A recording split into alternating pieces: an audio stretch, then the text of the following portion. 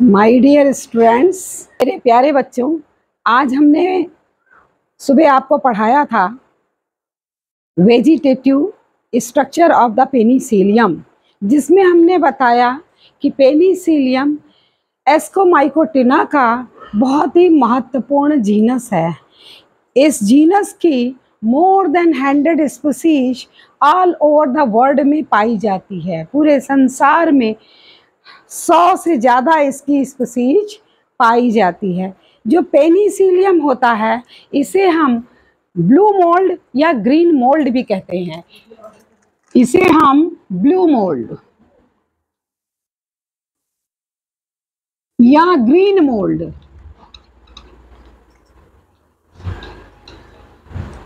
This is also known as blue mould और green mould. हमने इसके वेजिटेटिव स्ट्रक्चर को आज सुबह पढ़ाया था, तो बताया था कि इसका जो माइसीलियम होता है वो नट लाइक स्ट्रक्चर का फॉर्मेशन करता है, और यह फंगस जो डिकेइंग फूड मटेरियल्स होते हैं, चाहे वो वेजिटेबल हो चाहे वो फ्रूट हो, उस पर ये माइसीलियम अपना सबस्ट्रेटम ऐसे डिकम्पोजिंग फूड मटेरियल को बनाता है जिनकी क्वालिटी घट चुकी हो।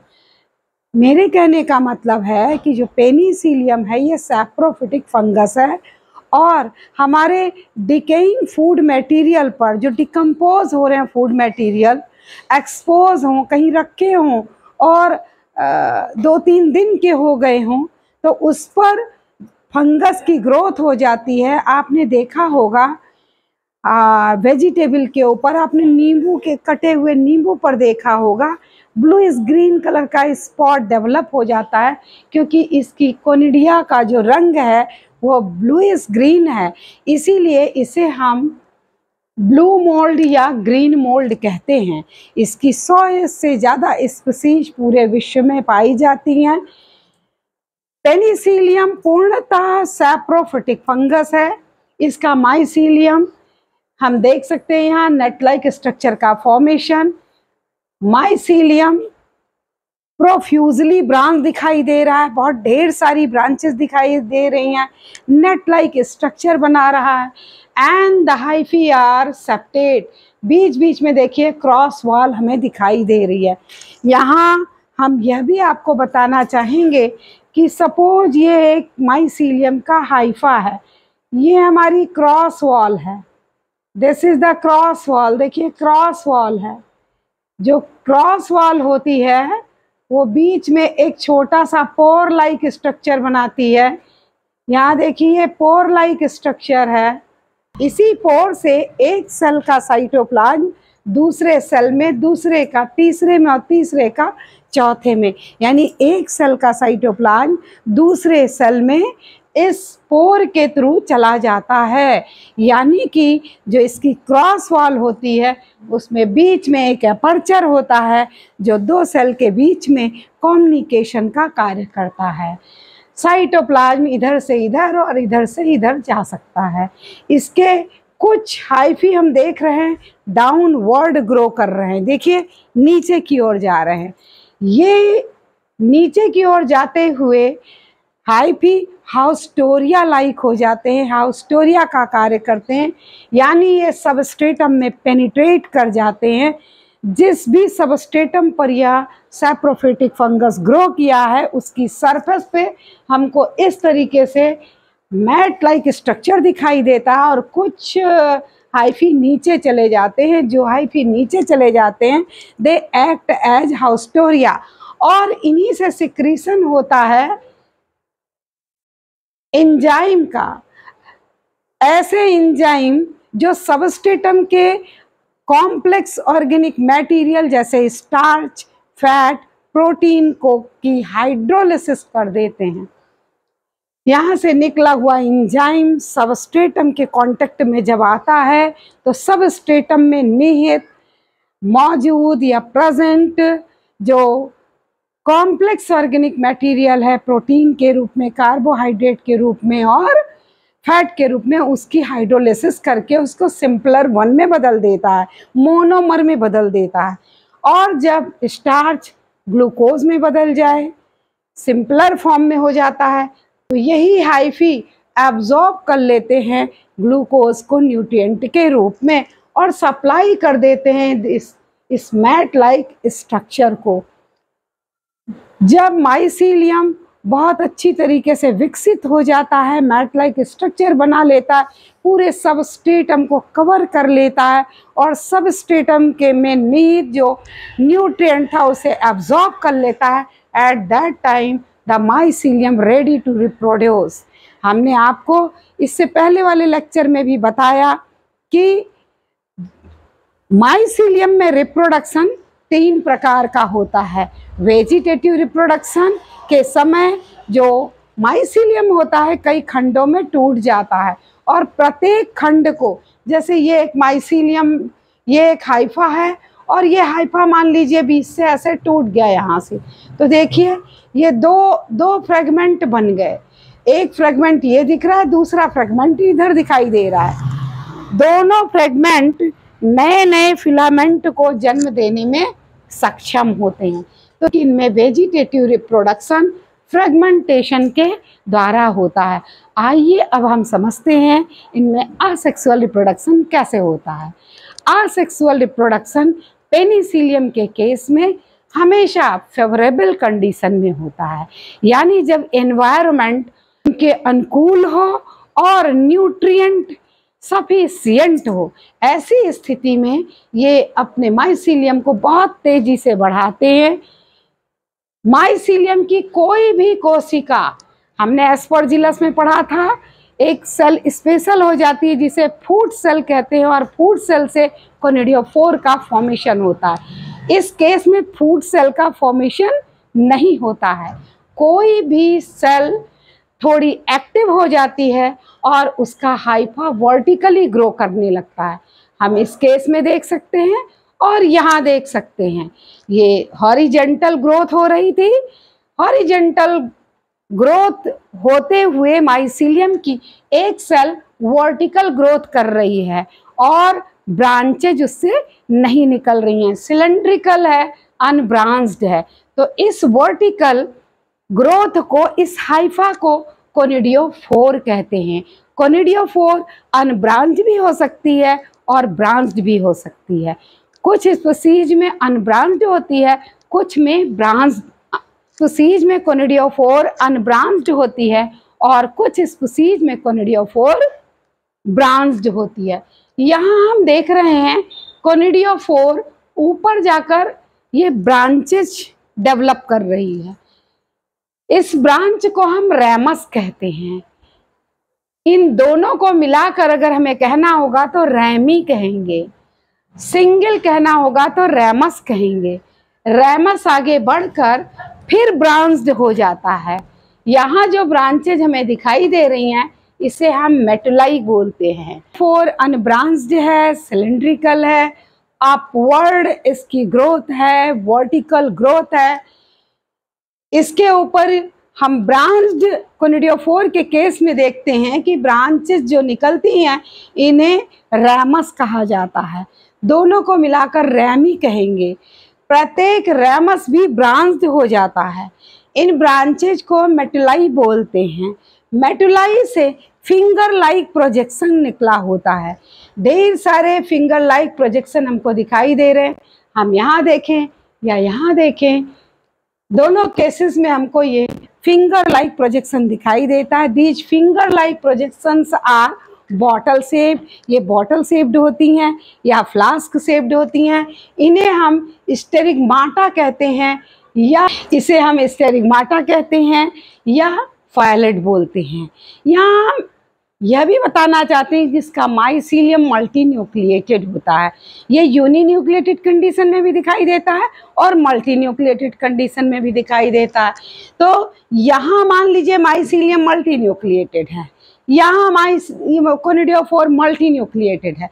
लेकिन जैसे जैसे हम यहाँ ऊपर पहुँचते हैं, जो फाइलेट होता है जिसे हम स्टेरिगमाटा कहते हैं, जिसका शेप हमें बॉटल शेप्ड दिखाई देता है या ये बॉटल शेप्ड या फ्लास्क शेप्ड दिखाई देता है। This one is uninucleated. इसके अंदर एक ही न्यूक्लियस होता है। इसके अंदर जो न्यूक्लियस निहित होता है उस न्यूक्लियस में माइटोसिस होती है। यहाँ जो न्यूक्लियस होगा, मान लिया इसका ये न्यूक्लियस है, तो इसके न्यूक्लियस में माइटोसिस होगी। कौन सा सेल डिवीजन होगा? इसमें माइटोसिस होगी। माइटोसिस से एक मदर न्यूक्लियस से दो डॉटर न्यूक्लियस बनेंगे। एक न्यूक्लियस तो स्टेरिगमाटा में रह जाएगा और इसके टिप पर, यानी कि इस स्टेरिगमाटा के टिप पर छोटा सा स्पोर लाइक स्ट्रक्चर डेवलप होगा और माइटोसिस से यहाँ जो दो न्यूक्लियस बने थे, one nucleus migrate into this conidium. इस तरह एक कोनिडिया का फॉर्मेशन हुआ।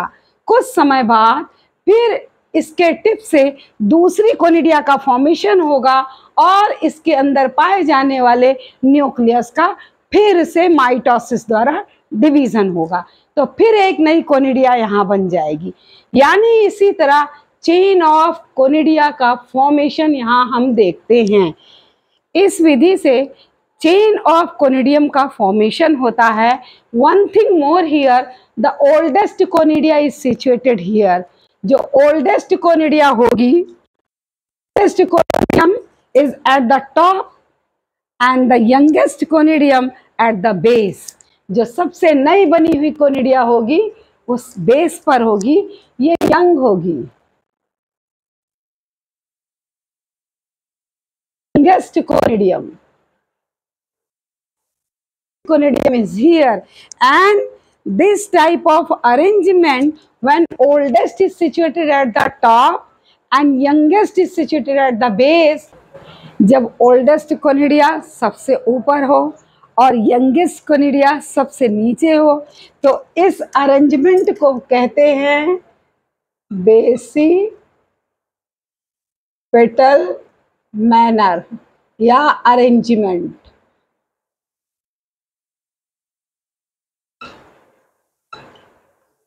This arrangement is called basipetal arrangement। ये सभी कोनिडिया कर रही हैं, अपवर्ड दिखाई दे रही हैं। जब कोनिडिया परिपक्व हो जाती हैं, मैच्योर हो जाती हैं, तो कोनिडिया हवा द्वारा डिस्पर्स हो जाती हैं। हवा का झोंका जब इन पर लगता है तो हवा द्वारा उड़ा ली जाती हैं, विंड द्वारा उड़ा ली जाती हैं। यहाँ हम कोनिडिया की स्थिति देख सकते हैं।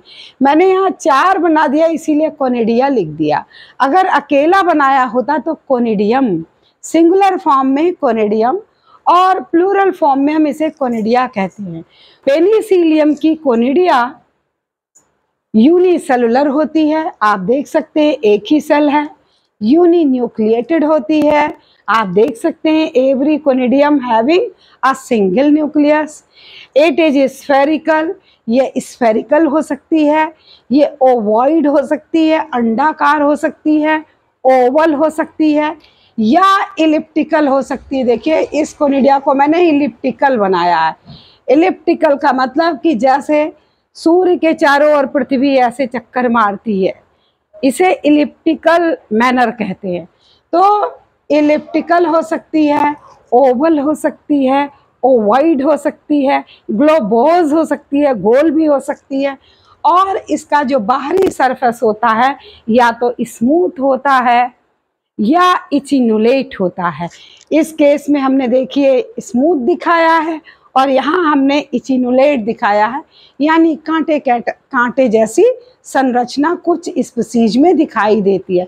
जब ये कोनिडिया फेवरेबल कंडीशन पाती है, then at that time the outer wall broken down, बाहर की वॉल टूट जाएगी और इनर वॉल एक ट्यूब लाइक स्ट्रक्चर बना देती है जिसे हम जर्म ट्यूब कहते हैं। This is called germ tube. ये जर्म ट्यूब का फॉर्मेशन हो गया। कोनिडिया जर्म ट्यूब को डेवलप कर जिस भी सबस्ट्रेटम पर ग्रो करती है वहाँ से न्यूट्रिशन एब्जॉर्ब करती जाती है and finally it is converted into mature mycelium of the Penicillium. Penicillium एक इम्पॉर्टेंट एस्कोमाइकोटिना का मेंबर है बच्चों।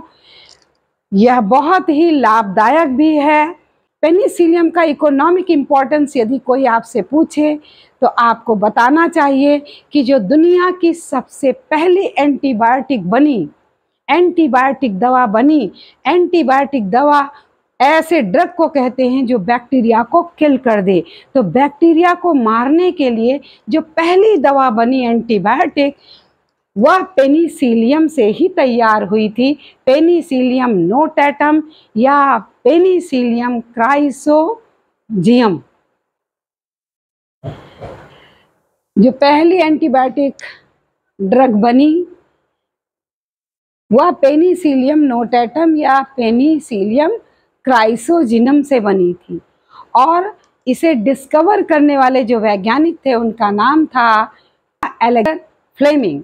यानी अलेक्जेंडर फ्लेमिंग का बहुत बड़ा कंट्रीब्यूशन है।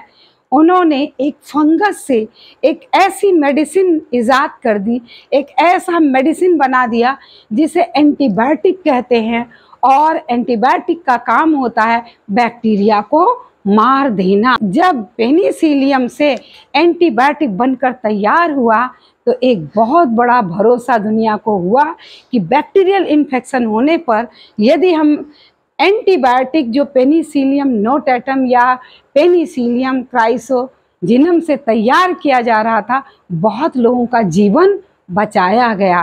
तो पेनिसिलियम हमारे लिए बहुत उपयोगी भी है।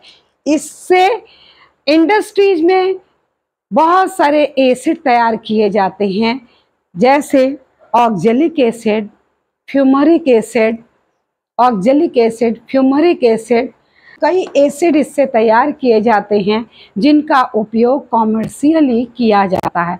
यानी एसिड के प्रोडक्शन में भी पेनिसिलियम का उपयोग किया जाता है। चीज़ के फॉर्मेशन में, जो फूड, जो मिल्क प्रोडक्ट चीज़ है उसके प्रोडक्शन में भी पेनिसिलियम का उपयोग किया जाता है।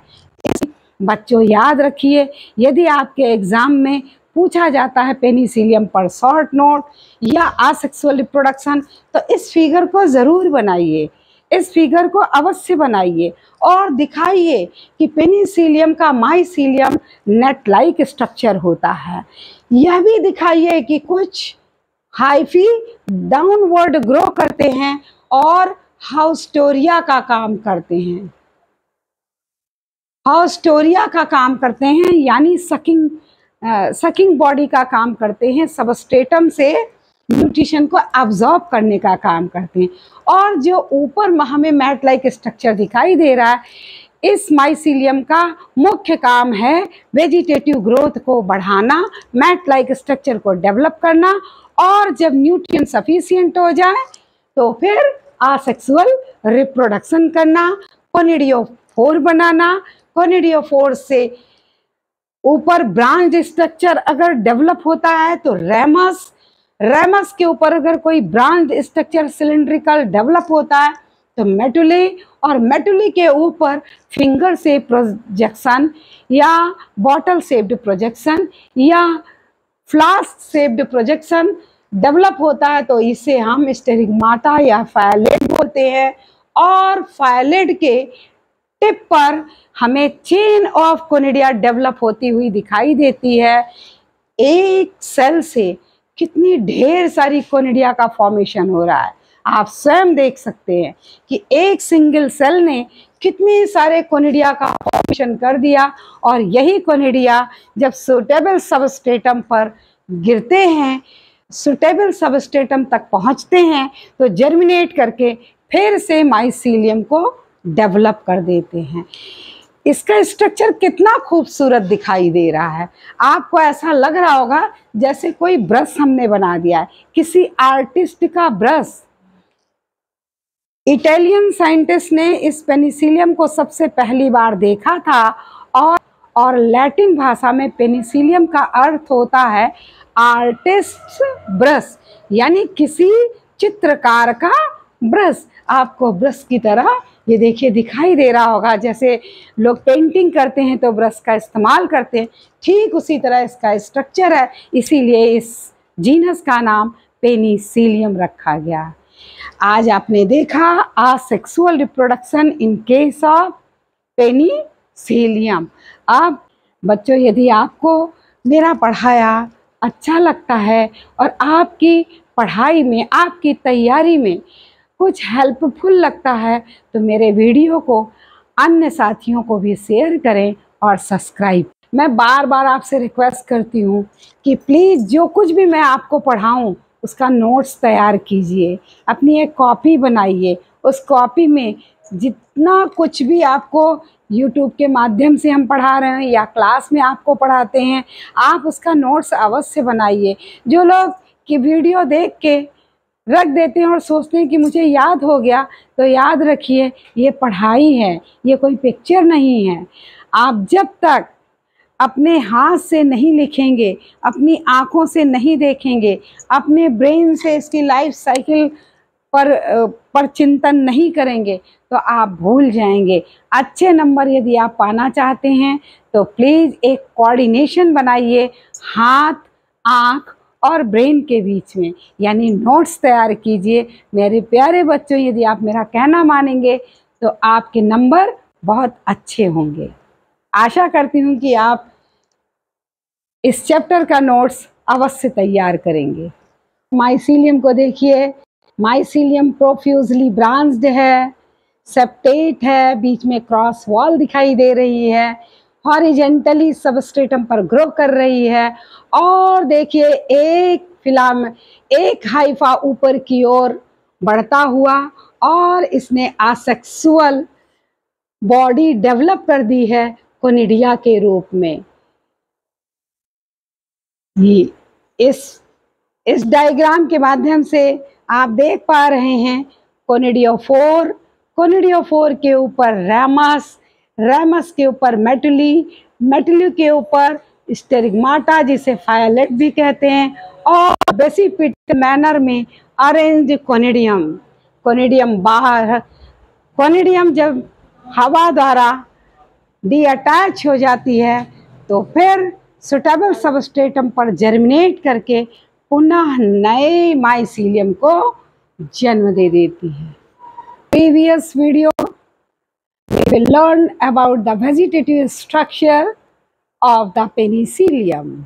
Now today we will discuss about the asexual reproduction in case of penicillium. This is penicillium. This penicillium is also called blue mold or green mold. It is a saprophytic fungus. Its mycelium is profusely branched, tubular, hyaline, and cylindrical.